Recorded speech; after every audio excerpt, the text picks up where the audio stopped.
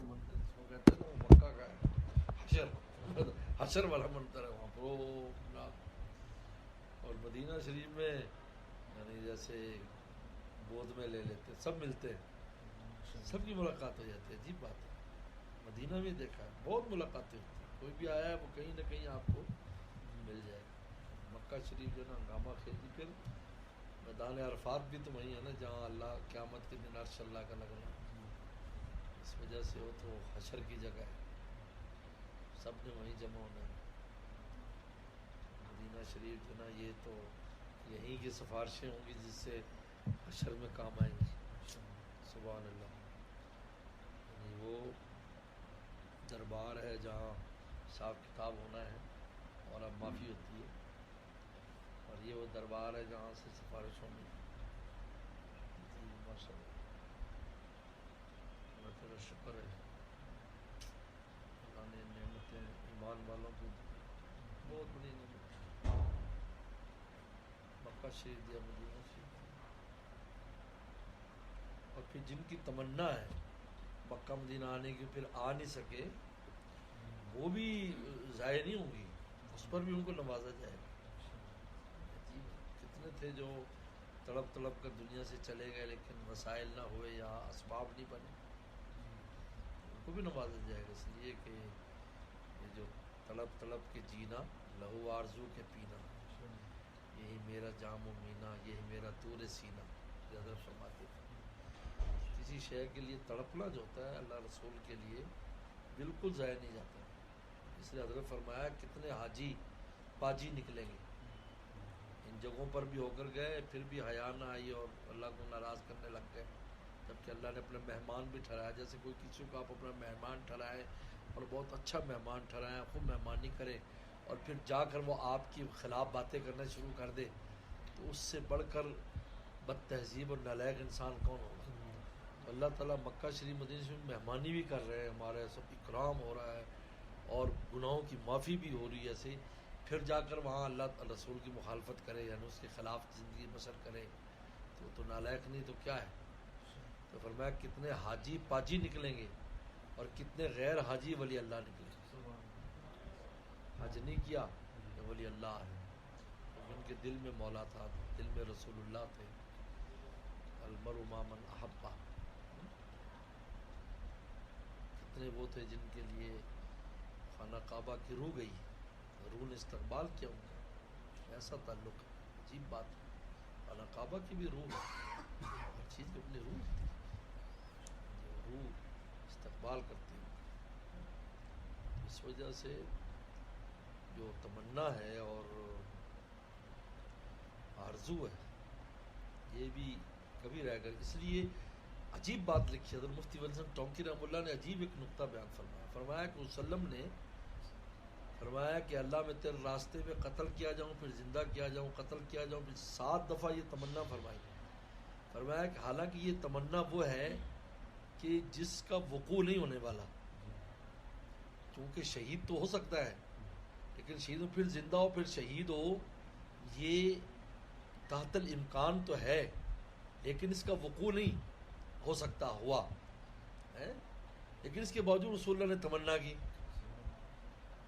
اس کا مطلب یہ ہوا کہ انسان نیکی میں بہت بڑی تمنا بھی کر سکتا ہے. جو سمجھتا ہے کہ شاید میرے بس میں نہیں ہے, میں نہیں کر سکتا, لیکن تمنا کر سکتا, اس کو نوازا جائے گا. حضرت مفتی صاحب نے عجیب نقطہ یہاں سے نکالا. ورنہ یہ تمنا ایسی ہے, آپ نے کبھی غور نہیں کیا اس پر, حدیث تو بار بار سنی, یہ ایسی تمنا ہے جو یعنی وقوع کے اعتبار سے تحت الامکان نہیں ہے, سنت الہیہ نہیں ہے, سنت الہیہ کے اعتبار سے ناممکنات میں سے, ویسے تو تحت الامکان ہے لیکن ایسا ہوا کبھی نہیں کہ اس کو پھر زندہ ہو پھر وہ اسی طرح کرے. آپ نے 7 دفعہ فرمایا, لیکن اللہ کے راہ میں مرنے کی تمنا تھی نا, یہ کہ اللہ کے راہ میں شہید ہوں, بار بار پھر زندہ ہوں. تو اس نبی کی تمنا کرنا دلیل ہے کہ انسان کسی ایسے مرتبے کی, ایسے مقام کی, ایسی نیکی کی تمنا کر سکتا ہے جو بظاہر سمجھے کہ میرے بس میں نہیں ہے, لیکن اس تمنا کرنے پر بھی نوازا جائے گا.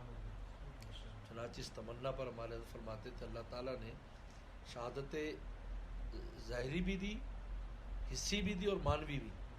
حصی اس طرح دی کہ وہ جو زہر کھایا تھا آپ نے، یہودیہ نے جو زہر دیا تھا، آپ کو ایسی محسوس ہوئے جو حقیقت ہے. جیسے یہ عجیب بات ہے کہ میں اسی تناظر میں میں یہ واقعہ جو مولانا شبیر عثمانی رحمہ اللہ لکھا ہے اپنے بھائی کا، مفتی عزیز الرحمان صاحب کا، وہ سننے کا لائق. یعنی اس سے آپ اندازہ کریں کہ پیغمبر کو احساسات کے اعتبار سے اور مستقبل کے پیش آن چیزوں کے اعتبار سے کس قسم کے ادراک ہوتا ہوگا کہ ایک امتی جو ولایت کے درجے پر ہے اس کو ایسا ہو رہا ہے کہ حضرت فرماتے ہیں شبیر عثمانی رحمۃ اللہ علیہ کہ میرے جو بھائی تھے مفتی عزیز الرحمان صاحب، وہ بالکل صوفی ٹائم، بہت سادہ سے آدمی تھے. دارالعلوم دیوبند کے کچھ عرصہ محتمم بھی وہ رہے. جب قاری طیب صاحب جو نا رحمۃ اللہ علیہ کسی خاص پرپس اور کام سے حیدرآباد دکن چلے گئے تھے چند سالوں کے لیے، اس وقت یہ جو ہے نا یہ یا محمد احمد صاحب، محمد احمد صاحب جن کے والد تھے قاری طیب صاحب، کہا کہ ایک چھوٹی سی مسجد تھی گاؤں میں دیوبند کے باہر، اس میں وہ نماز پڑھاتے تھے. ایک دن میں مغرب کی نماز میں چلا گیا، ان کا بھائی کے پیچھے میں نماز پڑھ لیتا. وہ 8-10 آدمی کھڑے ہوں گے اور حضرت نے سورہ واقعہ شروع کی، اذا وقت الواقعہ کہ جب یہ واقعہ شروع کی تو کہتے ہیں کہ سامنے بالکل منظر آ گیا حشر کا، میدان حشر ہے، اور اسی طریقے پر پورا منظر ایسا آیا کہ کہتے میں نے پہلے دائیں والا بے ہوش ہوا، پھر بائیں والا بے ہوش ہوا، پھر میں بے ہوش ہو کر گر گیا. اور جب ایسے ہمیں ہوش آیا اور کہا کہ بھائی پڑھتے جا رہے ہیں، بھائی پوری یعنی صورت پڑھے چلے جا رہے ہیں، اور کہا کہ ہم نے جلدی گئے، وضو ٹوٹ گیا ہمارا، جلدی وضو کر کے ہم شریک ہوئے.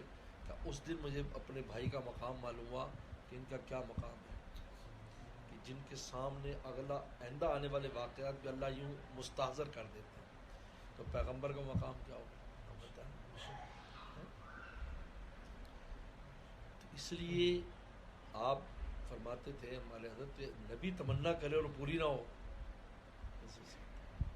اللہ نے تمنا پوری کر دی. شہادت حصی بھی ہوئی اور شہادت مانوی بھی ہوئی،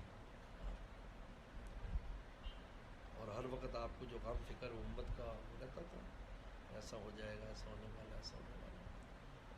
بہرحال بڑا عجیب. اس لیے انسان تمنا کرنے میں کنجوسی نہ کرے، میں ایسا کروں گا، ایسا کروں گا، ویسا کروں گا. اور دوسرا واقعہ بھی تو آتا ہے نا مشکات میں، اللہ میاں وہ قید والا میاں ٹیلے آٹا بن جائیں، میں تیرے راستے ان سب کو تقسیم کر دوں جو قید میں پڑے. اللہ تعالیٰ فرمایا بھائی اتنا آٹا تقسیم کرنے کا ثواب لکھا گیا. لیکن وہ تو چلو تحت الامکان ہے کہ آدمی کے پاس اتنا آٹا ہو، فیکٹریاں ہوں، ہزاروں من لاکھوں من وہ ہو، جیسے یوسف سلام نے ساتھ جمع کیا تھا، پوری دنیا کو تقسیم کرتے تھے قید کے زمانے میں. لیکن وسلم کی یہ جو تمنا بخاری کی ہے، اس میں حضرت نے عجیب بات فرمائی، جو تحت الامکان نہیں ہے سنت الہیہ کے اعتبار سے، وہ بھی جو ہے اللہ تعالیٰ جو ہے وہ اس کی تمنا بھی اظہار کر سکتا ہے، میں ایسا کر دوں، میں ایسا کر دوں.